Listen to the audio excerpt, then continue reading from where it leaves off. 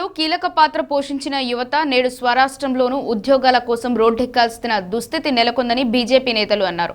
అధికారంలోకి వస్తే యువత తలరాతలు మారుస్తామని, ఏటా 2 లక్షల ఉద్యోగాలు ఇస్తామని హామీ ఇచ్చి కాంగ్రెస్ ఇచ్చిందని బీజేపీ రాష్ట్ర ప్రధాన కార్యదర్శి గౌతమ్ రావు, బీజేవైఎం రాష్ట్ర అధ్యక్షుడు గణేష్ కుంది, జిల్లా అధ్యక్షులు నెల్లూరి కోటేశ్వరరావు అన్నారు. ప్రభుత్వ ఉద్యోగ నోటిఫికేషన్లు రాకపోవడంతో ఆత్మహత్య యత్నం చేసిన నిరుద్యోగి వేణును వారు ఆసుపత్రిలో పరామర్శించారు.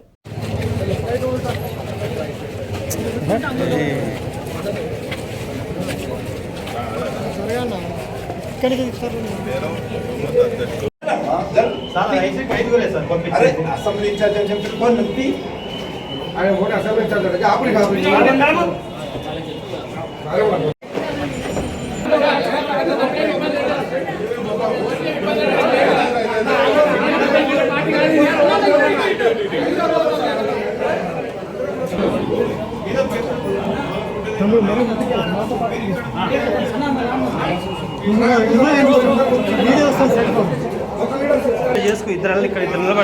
అధికారంలోకి రావడం కోసం కామారెడ్డి డిక్లరేషన్లో సంవత్సరానికి 2 లక్షల సరూర్ నగర్ స్టేడియంలో సంవత్సరానికి 2 లక్షలు, ప్రతి సంవత్సరం కూడా జాబ్ క్యాలెండరు విడుదల చేస్తానని చెప్పి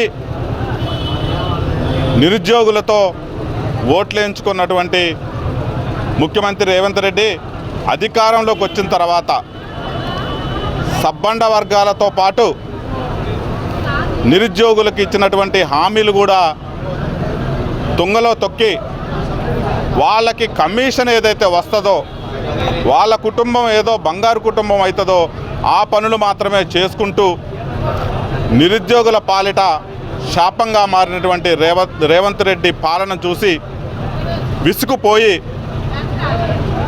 సోదరులు మధిర నియోజకవర్గం, సాక్షాత్తు డిప్యూటీ సీఎం ఉన్నటువంటి నియోజకవర్గంలోని ముదిగొండ మండలం న్యూ లక్ష్మీపురంలో ఉన్నటువంటి గడ్డం వేణు 2 రోజుల క్రితం ఇక ఈ ప్రభుత్వంలో నిరుద్యోగులకి న్యాయం జరగదు, నిరుద్యోగుల భవిష్యత్తు బాగుపడదు, మా కుటుంబాలన్నీ కూడా ఆగమైపోవాల్సిననే బాధతో ఎలకల మందు తిని నిద్రమాత్రలు వేసుకొని ఆత్మహత్య ప్రయత్నం చేసుకున్న విషయం మనందరికీ తెలిసిందే. ఆ రోజున ఈ సాయంత్రం భారతీయ జనతా పార్టీ తరఫున మేమందరం వచ్చి కూడా వాళ్ళ కుటుంబాలని వేణుని పరామర్శించి వారికి ధైర్యం చెప్పినాం.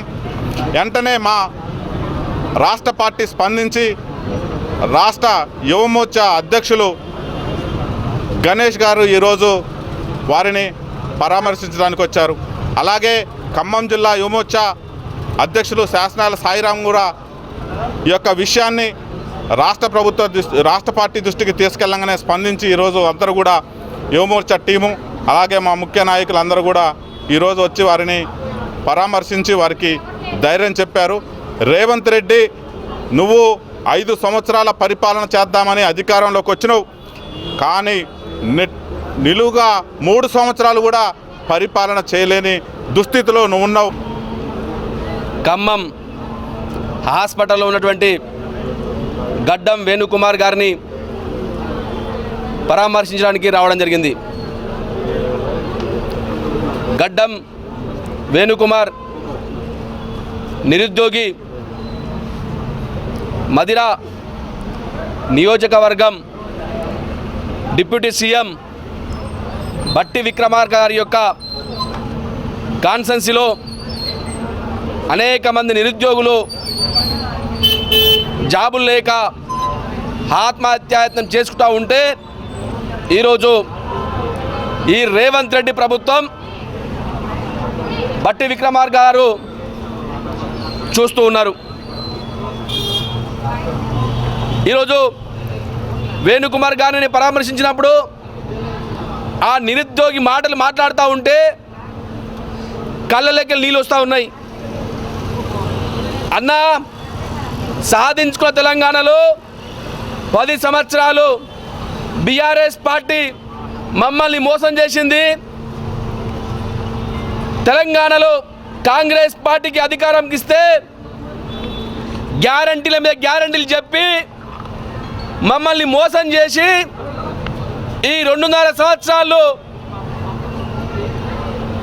బాధకు గురవుతూ ఉంటే ఒక కాంగ్రెస్ నాయకుడు కావచ్చు, రేవంత్ రెడ్డి కావచ్చు, బట్టి విక్రమార్క గారు కావచ్చు, ఎవరు కూడా విద్యార్థుల పక్షాన నిరుద్యోగుల పక్షాన మాట్లాడడం లేదని ఈరోజు వేణుకుమార్ బాధపడతా ఉన్నాడు.